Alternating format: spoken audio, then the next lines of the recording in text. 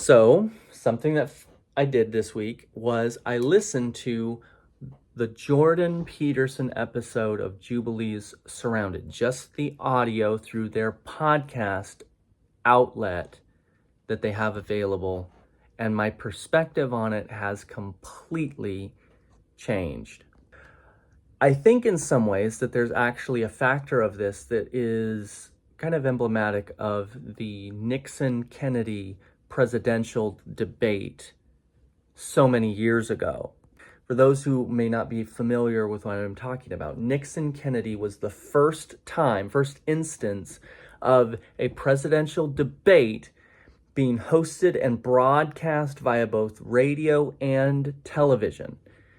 And as a result, it meant that there was three separate complementary facets of the audience that perceived it. So you had the in-person physical audience that watched the thing take place live, and then you had the visual audience of the broadcast, and then you had the audio audience of the radio broadcast.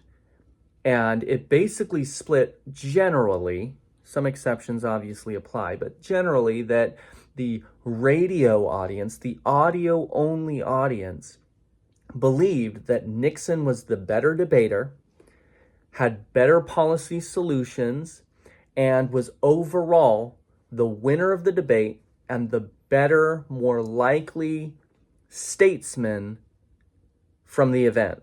Alternatively, JFK, John F. Kennedy, was the winner by perception of both of the other visual audience factors.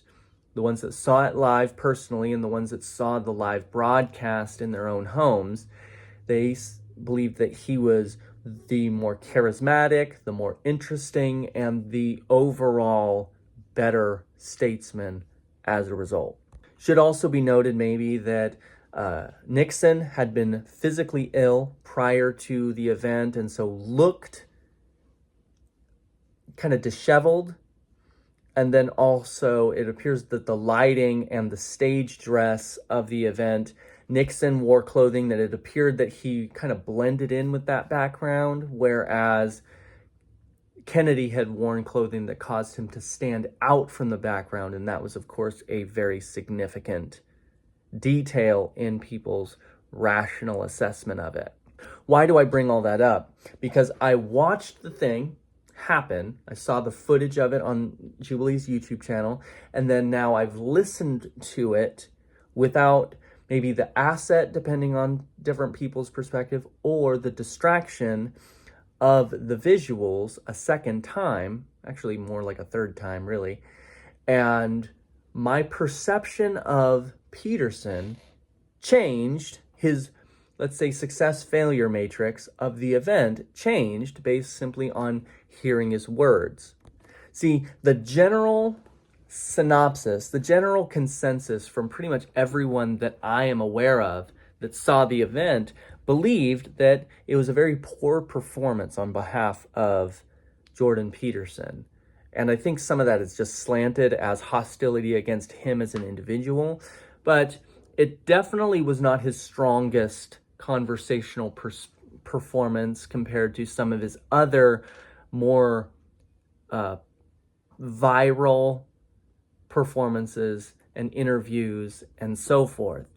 It definitely showcased some of his really significant weaknesses as a public personality, that he is prone to kind of emotionality, responding with his emotions rather than maintaining his decorum and so forth. And it would seem to me that his kind of personal disposition is that he finds himself in a hostile situation. His way of trying to reclaim control of kind of the discussion or the debate is not through persuasion, but through authoritative decree, that he just tells people, don't talk about this, talk about that instead. Don't go down that line of reasoning. Don't ask me things of this nature, etc. But I listened to it. I listened to it without the distraction of seeing body language, physical expression, and things of that nature. And my new perspective on it actually is quite different. I'd say, first of all, he was definitely in his standard form of, he doesn't really answer questions with the kind of level, like explanatory power that I would like. He definitely beats around the bush. He kind of babbles about things that are not all that important a lot. And that can be useful in a psychological sense, that if you are a clinician and you're trying to draw someone else's emotional disposition out, you're trying to get them to contribute more, it can certainly be useful. But as far as an actual debate, it's awful, really. And of course, the standing argument that comes out of it is he a Christian? If you listen to the things he says, he most definitely isn't one. He danced around that, of course, actively avoiding that question throughout the debate and in other circumstances. But everything he has to say, the metaphorization of things and these weird interpolations of the Old Testament and Moses and the law and things, really comes down to a far more Gnostic, a far more heretical understanding of Christianity, of Jesus Christ in particular, etc. And so clearly, he's really not a Christian. He's not a Christ follower, a Jesus believer, whatever we want to say here. And so that was a huge controversy as far as the labeling of the show and of his personal selection for host, or kind of being the center attraction of it. But I would also say that for those that didn't like his performance, having heard the things, and then there's a follow-up episode where the producers of the show got some of the more significant interlocutors from the broadcast back to kind of give some more commentary on their experience. And what I found was that their performance wasn't very good either. Something that came up in that follow-up episode was the idea that there are people that show up to those events exclusively hoping to get a viral moment. There's people that they're literally looking for a one-liner or a real good jab at whoever the central star of the show is, whoever the central attraction is. They're just looking to get something to help their online persona, their online reach extended, and maybe even get a couple of jabs in, like to make the other person look foolish or silly. And they usually ended up looking foolish and silly, unhinged, maybe themselves. It may be good for clicks. It may be good for a monetization system that exists here on YouTube.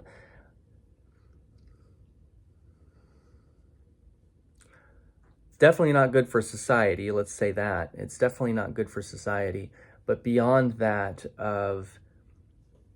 it's not indicative of a healthy emotional, mental, or maturity state of those individuals.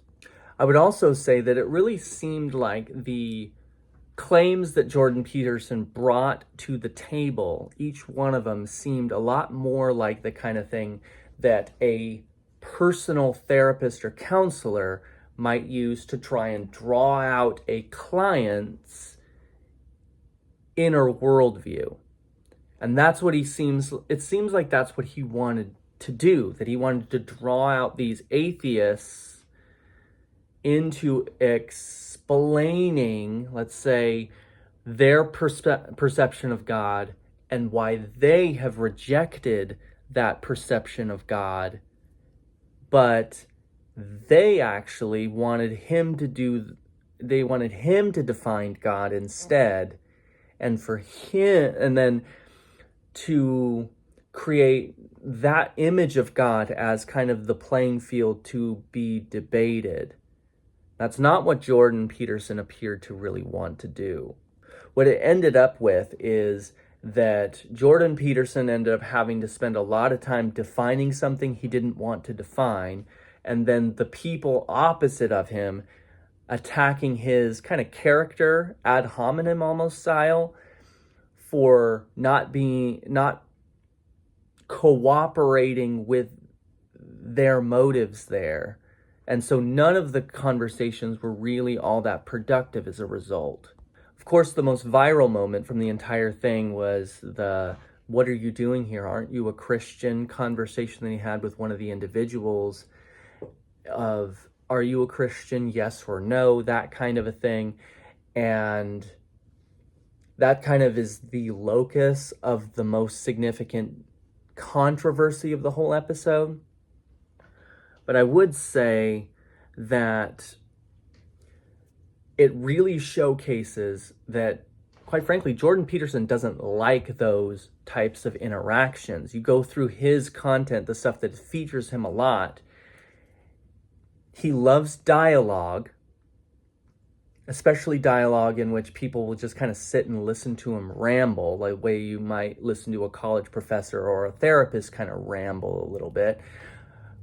But he doesn't like controversy. He doesn't like aggressive type debate. He doesn't actually like that. And it seems like that's the reason he chose those prompts, was to try to avoid that. Having someone come up that was that direct with and that adversarial was clearly not to his liking. He actually kind of had the perception, you can kind of hear it in his voice, of you don't get to talk to me like that, son. Like the almost like a respect your elders kind of attitude within him. And I would say there's a lot of reasons to take issue with that. I think that the person that came up and really kind of was doing that, their objective was not to isolate a yes or no of Jordan Peterson's faith. It was that trying to get a viral moment out of him, trying to get a one-up out of him. And honestly, like, it's one of those moments, like, if I had known the person personally, which of course I don't, it's one of those, like, it's one of those ick moments. Like, I would not want to know that person, having seen their disposition, that person's conduct in that moment. And even himself in his kind of follow-up, you're like, man, I really kind of like, I thought I was coming off as forceful and strong and this kind of thing, but it really actually kind of appeared to be like unhinged. It was a Karen moment is what I would classify it as. I don't think it reflects well on the format, and I don't think it reflected well on him as an individual. And it wasn't an effective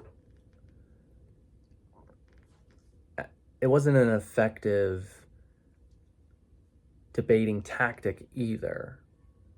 So that's kind of the summary of kind of my new perspectives on the whole thing. I was a lot more critical of his opponents, having only heard them, than I was the first time that I heard it. I was very critical of Jordan Peterson the first time, and I kind of continue to be so. I think that he was a bad choice from the production standpoint of whatever their motivations were.